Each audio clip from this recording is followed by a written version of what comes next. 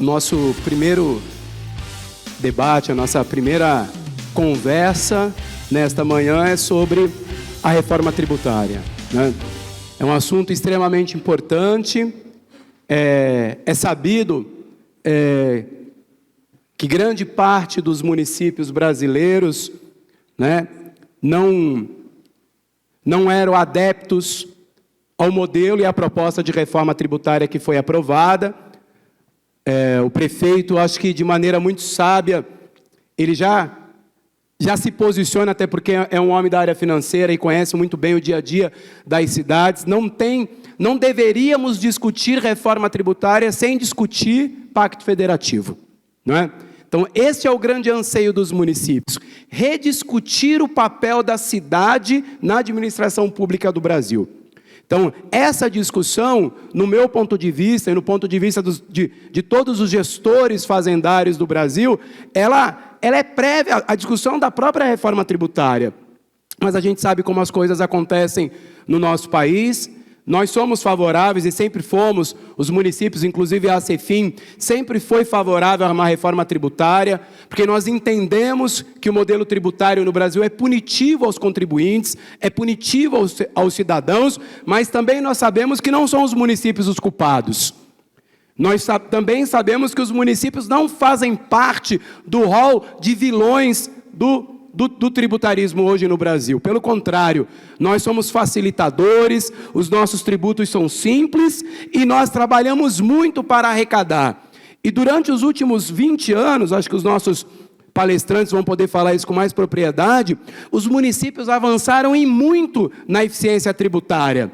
Se tem algum setor no Brasil que avançou em muito na eficiência tributária, foram os municípios. Tanto na arrecadação do imposto sobre serviço, principalmente na arrecadação do imposto sobre serviço, e evidentemente chamou a atenção de todos, porque todos sabem que nós não temos espaço no Brasil a subir ainda mais a carga tributária, tendo em vista o peso que ela já exerce sobre a economia. Então vamos dividir aquilo que o município já tem sofrido tanto para arrecadar. Então, os nossos palestrantes vão falar agora conosco. Então, nós teremos momentos, né, para eventuais questionamentos, mas acho que a gente precisa discutir, porque a reforma foi aprovada, temos grupos técnicos hoje trabalhando, dizem que serão 4 leis complementares, esses grupos técnicos estão trabalhando, vão trabalhar em 4 leis complementares que vão disciplinar toda essa reforma. Nós estamos ansiosos por isso, para saber qual vai ser a forma, qual será o nosso papel como fiscalizador, como agente de fiscalização. Há uma preocupação muito grande, porque nós, municípios, temos know-how de fiscalização que outros entes da federação não possuem, sobretudo na fiscalização de serviço. Nós temos técnicos capacitados que outros entes da federação não têm, não conhecem o que nós conhecemos. Então há uma preocupação muito grande. Qual vai ser o nosso papel nessa história? Não é só nós não temos uma preocupação com relação somente ao bolo que vai ser distribuído. Também qual vai ser o nosso papel? Nós exigimos ser tratados como iguais, que é o que a Constituição Federal nos coloca, como entes iguais aos demais. Então, eu passo aqui a palavra para o nosso colega que vai fazer a apresentação, já está aqui pronto, né? O Tiago, que vai falar conosco agora nessa manhã. Então, desejo a todos um bom debate. Bom dia, Tiago.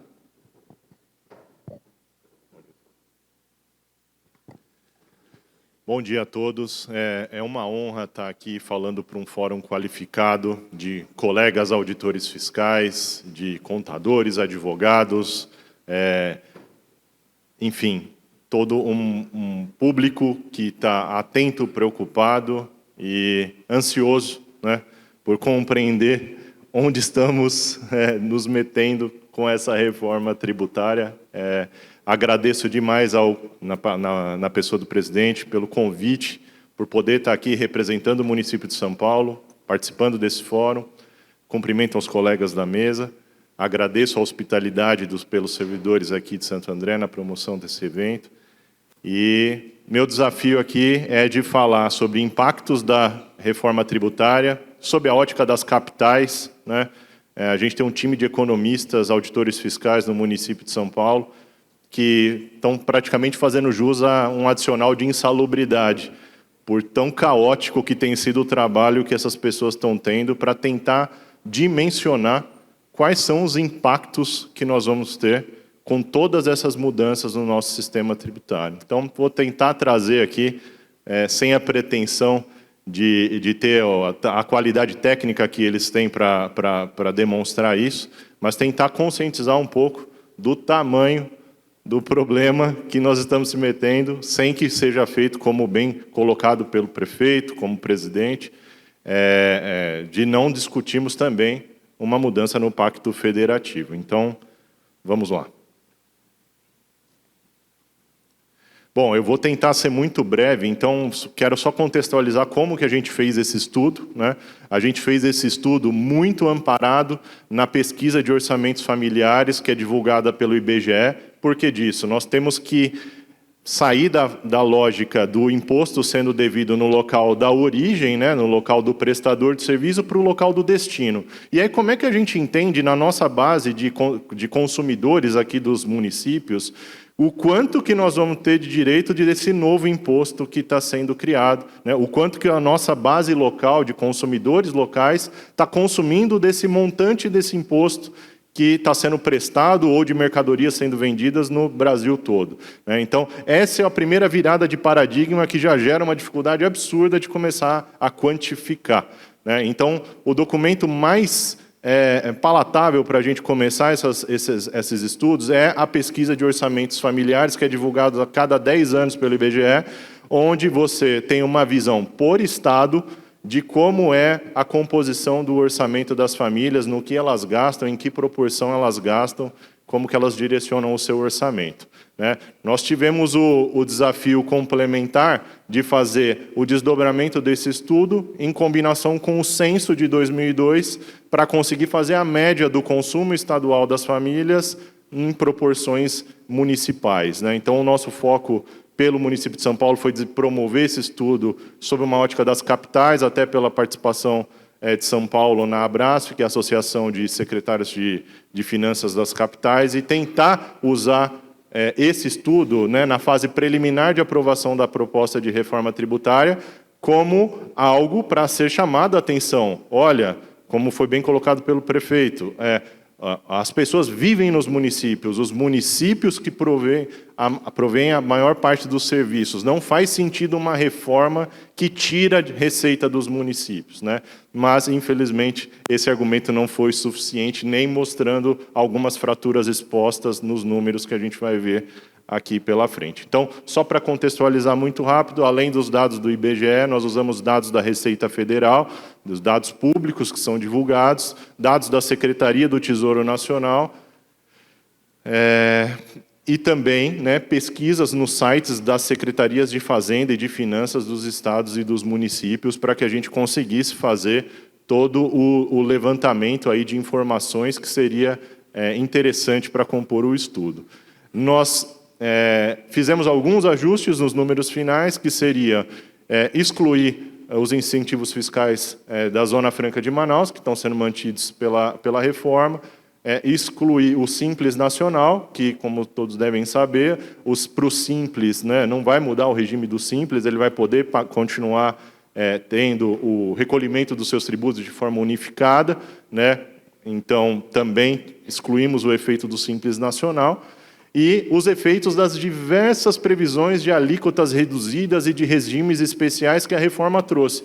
É muito triste a gente falar, poxa, vamos fazer uma reforma tributária, vamos simplificar para o contribuinte, vamos aumentar a segurança jurídica, fazer um IVA no padrão nacional. Só que, infelizmente, a gente não olhou para as principais lições, principalmente europeias, que já têm IVAs aí operando há muitos anos, há décadas, e já não cometer os mesmos erros que os nossos parceiros aí mundo afora já detectaram, que, por exemplo, definição de alíquotas diversas. Aqui tudo bem, na nossa proposta, na reforma tributária aprovada, é uma alíquota única para o Estado, é uma alíquota única para a contribuição da União e é uma alíquota única por município, com preservada a autonomia dos entes para que cada um possa dispor sobre qual vai ser o valor dessa alíquota no seu território, né? Então, foi preservada essa autonomia, mas é uma mesma alíquota para toda a base tributável. Então, isso é bom, isso está na cartilha de boas práticas de um IVA. Mas o que não está na cartilha de boas práticas? É você ter regimes diferenciados, você ter redutores, você ter setores beneficiados, porque isso traz uma série de distorções ao longo da cadeia. A nossa reforma, infelizmente, incorporou isso, muito provavelmente pela influência do setor privado nas discussões no Congresso, e ocorre que é esperado que a gente não consiga tornar tudo tão simples quanto gostaríamos, uma vez que vamos ter aquelas zonas cinzentas, acredito que não tão graves como tem hoje entre o chocolate ou o bombom wafer, né, que a gente costuma observar hoje no ICMS, mas nós continuaremos tendo algumas zonas cinzentas que são pontos de insegurança jurídica que vão levar litigiosidade de discussão que não é do interesse de ninguém. Outro ponto que é muito salutar é que, uma vez implementado um regime especial, um benefício, a gente sabe que para corrigir isso depois é praticamente impossível. Depois que você concede, você não consegue tirar mais.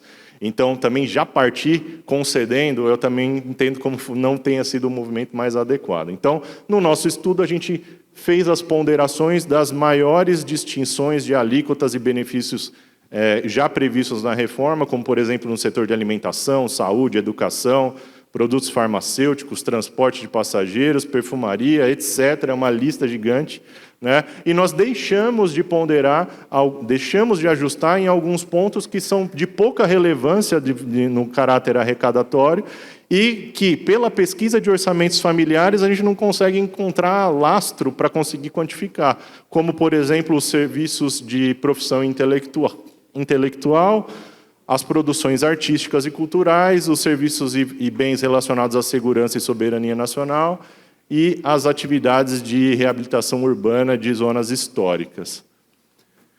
Então, feitos os ajustes, né, nós chegamos a um dado bastante preocupante também dessa reforma, que é, qual vai ser a nova alíquota, né? Nós estamos substituindo 5 impostos por um IVA dual, né? Uma contribuição e mais um IBS, né? De competência comum de estados e municípios. Qual vai ser essa nova alíquota, né? Isso foi muito discutido. O governo federal apresentou dados, mas não apresentou as memórias de cálculos que corroborassem para esses dados, um ponto que eu entendo também com uma certa fragilidade. Mas, sob a ótica dos nossos estudos realizados em São Paulo, nós temos a perspectiva de que a alíquota combinada da CBS e do IBS vai chegar num patamar de 31,5%, o que vai ser a maior alíquota de IVA do mundo, né? Vamos ter mais esse título, né, aqui em cima das administrações tributárias nacionais, né? Então, 31,5% de alíquota, né? Como será que a população vai lidar com isso, né? Qual vai ser o índice de conformidade, como o colega da Receita Federal colocou? A gente sabe lá, quem já passou um pouquinho pelos livros de economia, que a gente tem a chamada curva de Laffer, né? Quanto maior é a alíquota do imposto, né, tentando achar o ponto ótimo de arrecadação, às vezes, de tanto aumentar a alíquota, você começa a estimular a sonegação, a não conformidade, o não pagamento, a inadimplência, né? Então, é uma preocupação ter uma alíquota, uma composição de alíquota tão grande. Isso pode ser nocivo para a própria proposta que foi criada, né? Para os próprios pilares da proposta, né? Então, essa alíquota, sob a ótica de São Paulo, seria de 31,5%, onde, né, teríamos uma alíquota de 11% aproximadamente da contribuição de bens e serviços, o IBS da parte estadual aproximadamente 18%, e aproximadamente 2,5% a cota do IBS municipal. Lembrando que serão alíquotas de referência. Então, se o município ou o estado não fizer nada, vai ter uma alíquota de referência no dia zero, que vai estabelecer qual é o patamar sugerido de alíquotas para que num montante global não ocorra aumento de carga tributária e nem redução, ou seja, pegar todo o produto da arrecadação dos 5 tributos que estão sendo substituídos e as alíquotas de referência elas têm o propósito de que esse valor bruto global não aumente, nem diminua. Lembrando que cada ente vai poder dispor da forma que entender mais adequado. Então, seria essa composição de alíquotas. O governo federal, a Secretaria Especial da Reforma Tributária, que é quem tem encabeçado e conduzido todas as discussões desde o período pré-aprovação da emenda constitucional, eles estimaram uma alíquota máxima de 27%. Falam, pô, tem uma diferença substancial entre 27 e 31. Por que São Paulo está colocando 31 ao invés de 27? E aí, olhando para os dados que o próprio governo federal colocou como parâmetros para se chegar no cálculo de uma alíquota composta de 27%, tem um dado ali que conversa um pouco com a minha fala anterior. É o chamado hiato tributário, é aquela arrecadação, é a diferença entre o que efetivamente a gente arrecada e o que potencialmente a gente poderia arrecadar no País das Maravilhas, num cenário ideal, onde não houvesse inadimplência, não houvesse sonegação, não houvesse inconformidade. Tudo aquilo que fosse tributado corretamente, lançado e arrecadado corretamente. Então, esse spread, essa diferença entre o que de fato se arrecada e o que potencialmente poderia se arrecadar a 100% de eficiência, é o chamado hiato tributário. Os tributos que estão sendo substituídos, e aí principalmente o IPI, o ICMS e o ICMS, eles tradicionalmente têm uma performance de ato tributário na margem de 25% a 27%. O ICMS e o IPI chegam ali no patamar de 27%, e o ISS, que é o imposto mais simples, mais barato, acaba ficando com uma performance um pouco melhor, na casa de 25%. Então, veja, esse é o padrão que a gente está acostumado de hiato tributário nas administrações tributárias. No Brasil, aproximadamente 25% a 27%, foram esses parâmetros que nós usamos nos nossos estudos econômicos em São Paulo. Porém, a Secretaria Especial da Reforma Tributária, ela usou um hiato tributário de 15% para se chegar numa alíquota total de 27%. Ou seja, eles estão sendo muito otimistas, A gente tem que pensar que vai dar tudo certo, que está tudo muito bem estruturado, planejado, mas lembrando que vamos ter uma alíquota relativamente alta, que o ambiente não ficou tão simples quanto gostaríamos, zonas cinzentas, um pouco de insegurança jurídica. Será que esse hiato de hoje, de um patamar de 27%, vai cair para 15%? Os modelos europeus, já depois de décadas de implementação, nos países, em alguns países específicos, chegam a hiatos tributários próximos dos 15%. Mas é uma dúvida se nós vamos ou não chegar nesses valores. Então, é um ponto aqui de crítica a toda essa metodologia que foi utilizada na composição de alíquotas. Vamos ver como isso vai funcionar mais adiante. Então, partindo para as fraturas, sobre a ótica desse estudo realizado por São Paulo, infelizmente, é o maior perdedor da reforma tributária, está no hall ali, no top 5, infelizmente. São Paulo hoje arrecada 26 bilhões ano de ISS, são números de 2022.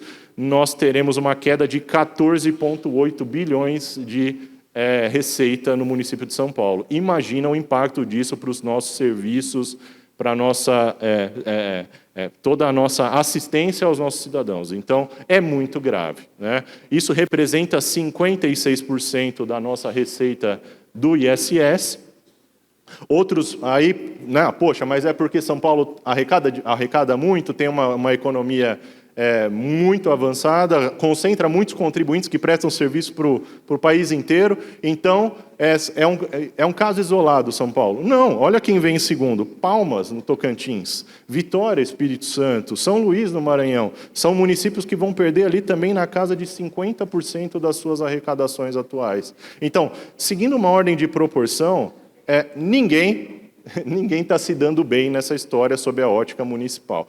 Olhando para o finalzinho da tabela, as 5 últimas capitais que estariam sendo prejudicadas, sobre a ótica do prejuízo, a gente teria Porto Velho praticamente ficando no 0 a 0, Goiânia tendo um ganho de 2,5% e terminando com Macapá com um ganho de 20% em relação à sua arrecadação de ISS atual. Então, Mesmo quem ganha, não ganha tanto. Então, fica essa reflexão. A gente se coloca, por São Paulo, à disposição para auxiliar e trocar figurinhas sobre essa metodologia, como nós chegamos até aqui aos cálculos, né, desses impactos, para também tentar ajudar outros municípios a, lógico, dada a metodologia por nós utilizada, a calcular e começar a se preparar para os ajustes que vão ser necessários nas suas gestões ao longo dos próximos anos. A gente sabe que isso daqui não vai acontecer do dia para a noite, tem uma regra de transição para tentar atenuar esses efeitos. Então, a partir do ano de 2029, né, é que o IBS, de fato, vai começar a ser cobrado, né, com uma alíquota crescendo ano a ano, proporcionalmente, e, ao mesmo tempo, o ISS vai morrendo ano a ano, num horizonte de 5 anos. Então, entre 29 e 32, todas as nossas alíquotas elas vão caindo de 10% em 10% ao ano, até chegar ao patamar de 60% em 32. Na outra ponta, a gente já vai ter um IBS operando a 40% da sua alíquota ideal, né? Então, fazendo essa composição de transição, e de 2033 em diante acaba o ISS e nós teremos 100% do IBS operando. Para diluir os efeitos,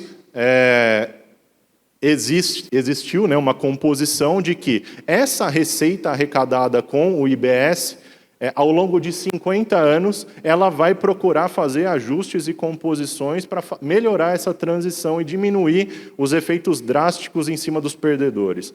Então, foram criados um fundo de compensação, que é a penúltima coluna ali à direita, um fundo de compensação de perdedores, né? Então, tudo que vai ser arrecadado no IBS, um pedaço disso, né, no começo, 1%, vai ficar separado num fundo para compensar perdedores, e também do produto da arrecadação do IBS, 80% nos primeiros anos vão ser utilizados ainda não sobre a lógica do destino. Então, a lógica do origem para destino, ela vai ter uma migração prática em 50 anos no produto das arrecadações. Então, começaremos tendo 80% da arrecadação do novo tributo, compondo um fundo que vai compensar, remunerar os entes tributários pelo valor da sua arrecadação média. Então, vai ser olhado para um período passado, quanto aquele município ou estado arrecadava de ISS ou de ICMS em proporção ao todo arrecadado, e 80% do produto do novo imposto, ele vai ser para remunerar aquele ente na mesma proporção que a arrecadatória que ele tinha anteriormente. E só 19% já vai, de fato, para a lógica do destino. Isso vai sendo diluído ao longo de 50 anos, até que em 2078 acabou essa história de compensar pela receita média. Nós vamos ter 5% sendo arrecadado para fundo de compensação para os perdedores, e 95% do produto do IBS sendo destinado efetivamente para o destino daquela operação. Me desculpem se eu tiver passado com muita velocidade, mas para a gente também poder avançar com o debate aqui sem prejudicar o andamento do evento, esse é o overview que eu acho que seria interessante para a gente começar as discussões. Então, muito obrigado a todos, fico à disposição para interagir, discutir, trocar ideias sobre a nossa metodologia ou sobre as nossas estratégias daqui para frente. Obrigado. Muito bom dia a todos, a todas. Uma grande honra para mim estar aqui hoje, dividindo espaço com o Dr. Tiago, o Dr. Alexandre, o Dr. Adriano. Então, agradeço o convite para falar sobre um tema tão importante, tão candente quanto da reforma tributária. Antes de começar propriamente a falar sobre o tema, gostaria também de parabenizar a Cefim de São Paulo pela realização desse encontro. Eu estou na assessoria jurídica da Abrasf há cerca de 12 anos, venho acompanhando ao longo desse tempo todas as assembleias de secretários e sei da importância desses encontros para o fortalecimento do dos municípios, das finanças públicas municipais. O problema de um, a dúvida de um é a dúvida de outro, a solução de um se aplica para outro. Então, agradeço o convite para estar aqui hoje, é uma honra para mim, e parabenizo pela realização do evento.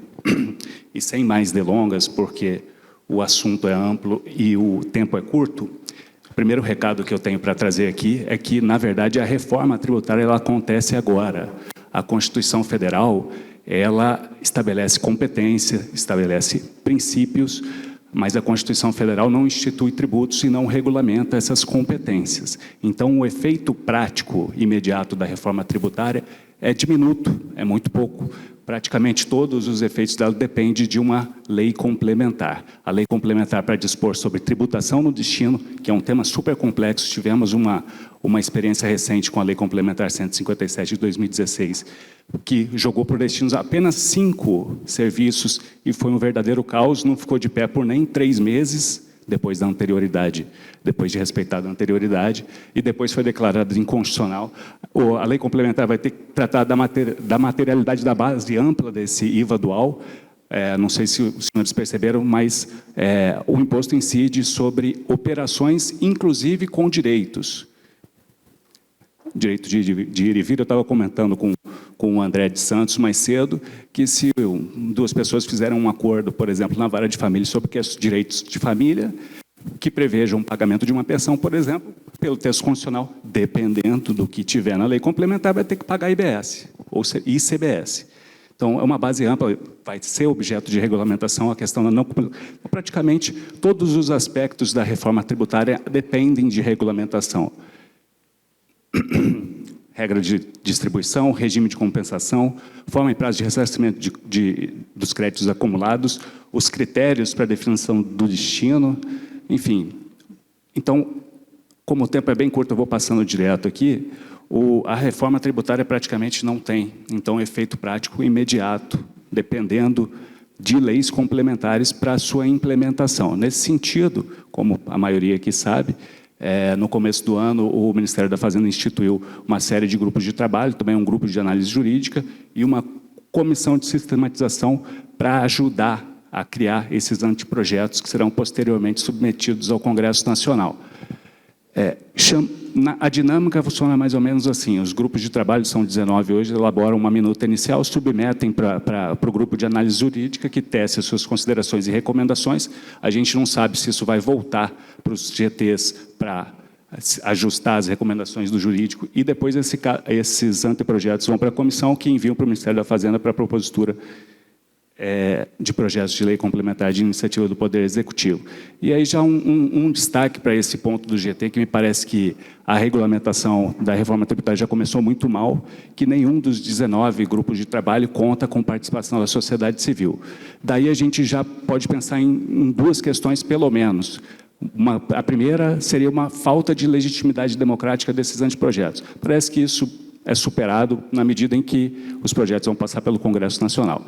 Agora, sem dúvida nenhuma, a falta de participação da sociedade civil na elaboração dessas minutas, desses anteprojetos, traz uma propensão enorme ao litígio. O principal destinatário da norma não está sendo ouvido, a gente não está ouvindo as dores dos contribuintes para editar essas leis complementares com assuntos que são super complexo e tem que considerar uma série de realidades. A gente está falando de N tipo de serviços, bens imateriais agora chamados. Então, a falta de participação da sociedade civil no GTs traz uma propensão ao litígio sem dúvida nenhuma. Então, só para confirmar essa informação aqui de que a reforma tributária ela acontece agora, esse é o cronograma de implementação divulgado pelo Ministério da Fazenda. A gente está ali na parte de leis complementares que regulamentam não só aquilo, mas uma série de outras questões. E, na prática, a reforma tributária os efeitos práticos no dia a dia da administração e dos contribuintes, ela só vai ser observada a partir de 2016 com um teste. Então, o primeiro recado é esse, a reforma tributária é agora.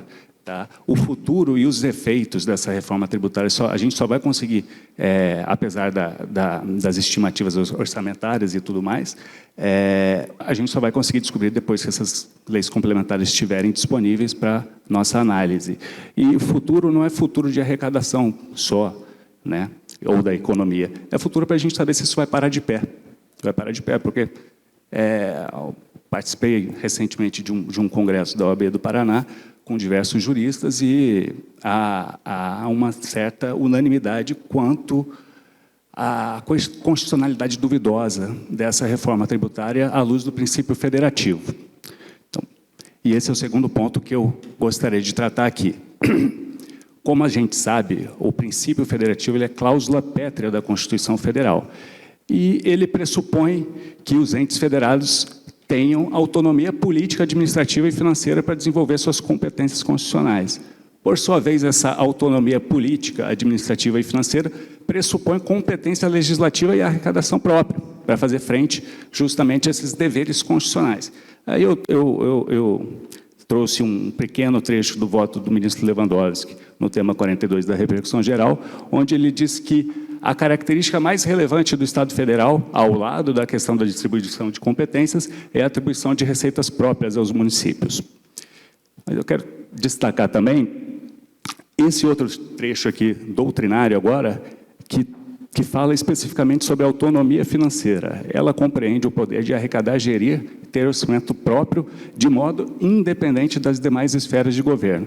Então, a gente tem, de um lado, uma cláusula pétrea da Constituição Federal, que exige autonomia política, administrativa e financeira. Na minha visão, a última é mais importante do que as outras, porque sem ela você não tem. Sem dinheiro você não tem autonomia política para desenvolver suas políticas públicas. Você não tem autonomia administrativa, você pode até organizar, se auto-organizar, mas sem dinheiro você não vai implementar aquela auto-organização.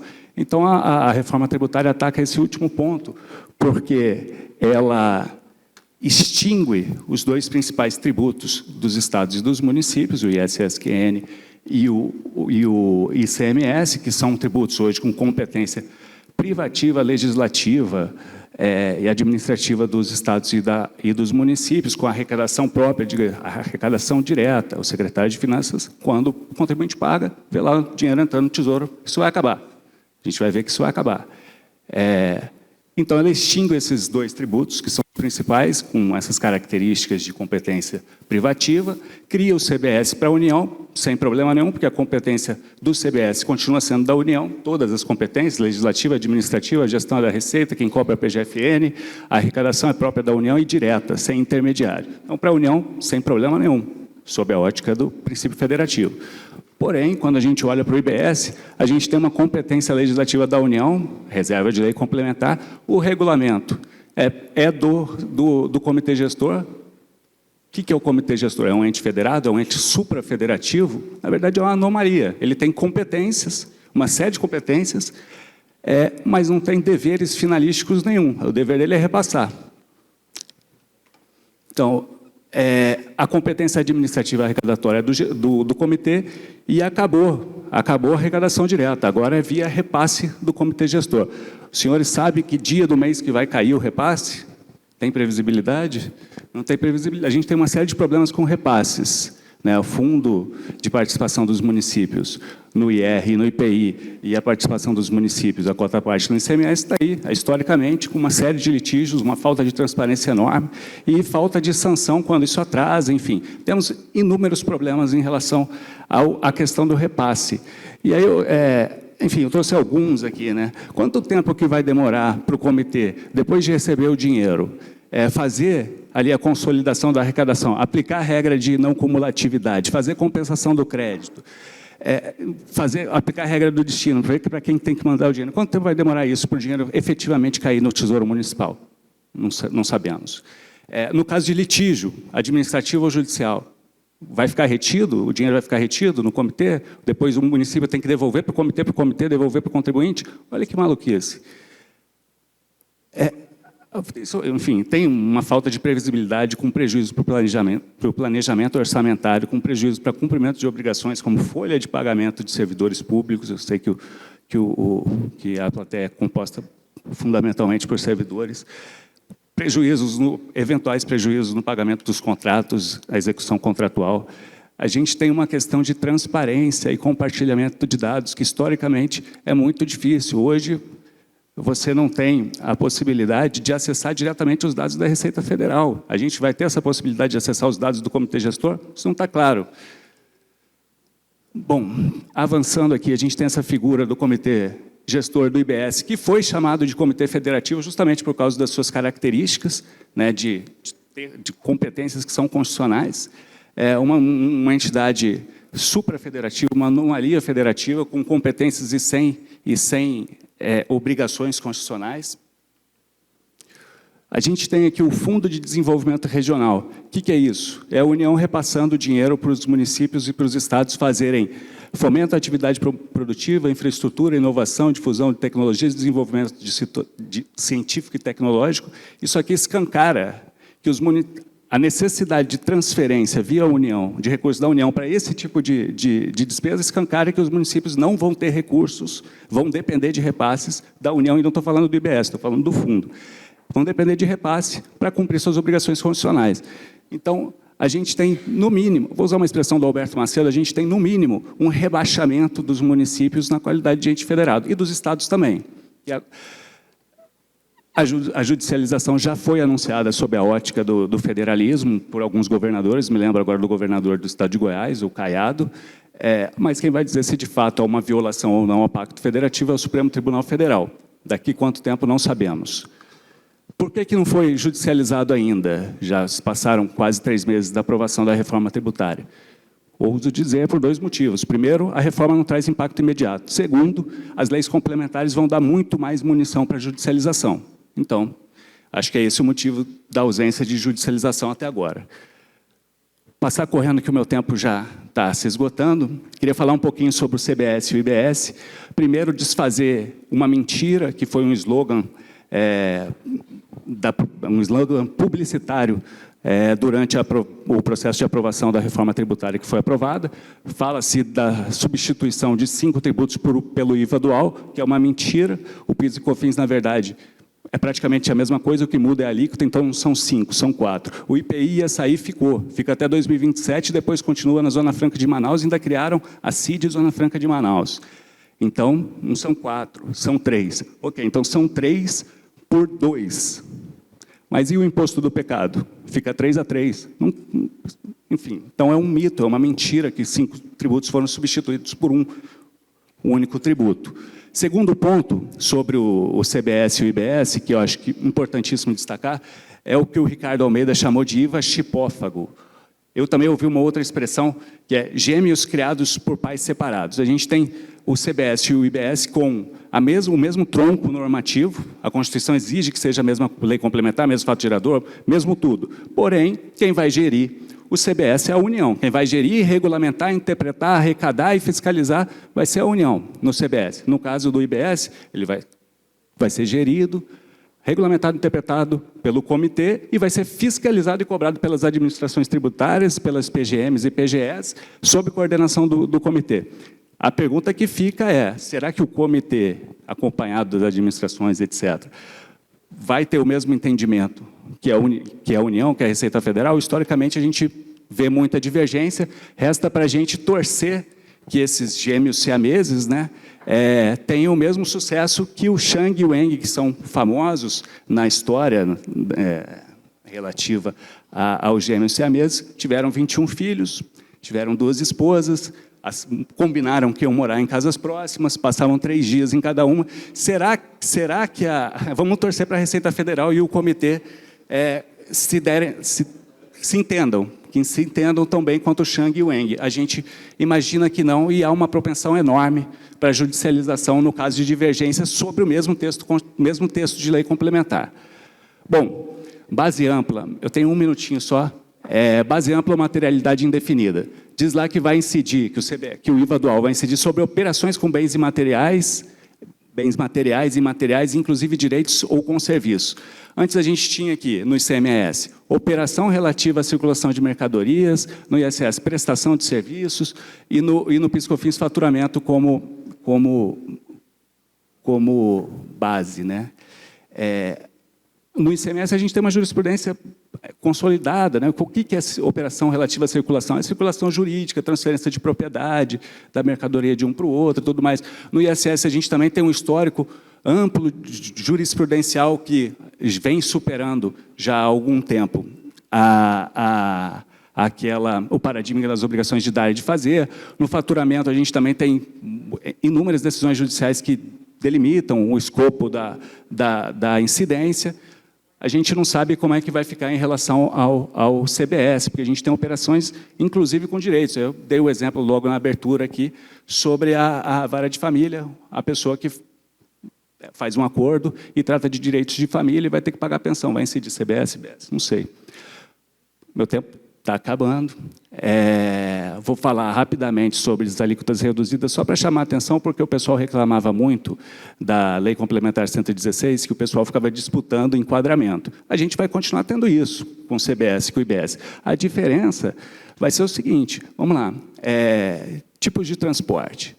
Primeiro, a gente tem a discussão, né, do Uber, Cabify, etc., se é transporte ou se é intermediação. Antes, o pessoal defendia que era intermediação. Agora, com a alíquota reduzida, eles vão passar a defender que é transporte? Não sei.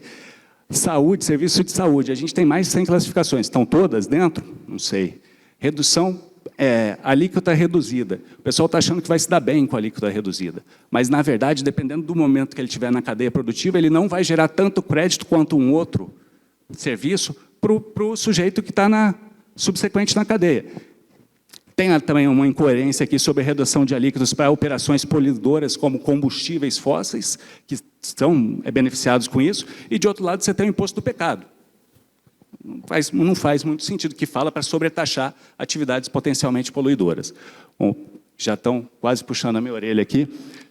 Tributação do destino não vai dar tempo de falar, vou ficar à disposição, vou estar numa outra sala aqui, logo depois dessa palestra, no andar de baixo, quem quiser me procurar, fica à vontade. Só quero falar aqui rapidamente sobre o IPTU, que o Congresso perdeu uma oportunidade importante de consolidar, positivar um entendimento recente do Supremo Tribunal Federal que permite a avaliação individualizada pela administração pública dos imóveis para fins de definição da base de cálculo, e vem a reforma tributária e me diz isso aqui, que o IPTU pode ter sua base de cálculo atualizada pelo Poder Executivo, conforme critérios estabelecidos em lei municipal. A gente já faz isso por decreto há muito tempo. Isso aqui vai exigir que a gente tenha uma lei municipal para definir critérios para a gente atualizar. Então, realmente, a reforma tributária, ela, para os municípios, como o meu colega aqui já antecipou, não foi muito bacana. COSIP é um ponto positivo, porque ela permite a destinação dessa receita, não só para o custeio, mas também para a ampliação do serviço de iluminação pública. Isso a gente já tinha assegurado pelo Supremo Tribunal Federal, pelo menos há 5 anos, mas avançou bem porque permite, por exemplo, a destinação dessa receita para sistemas de monitoramento para segurança e preservação também dos logradouros. Pessoal, desculpa a correria, eu agradeço mais uma vez a oportunidade, fico à disposição para o debate.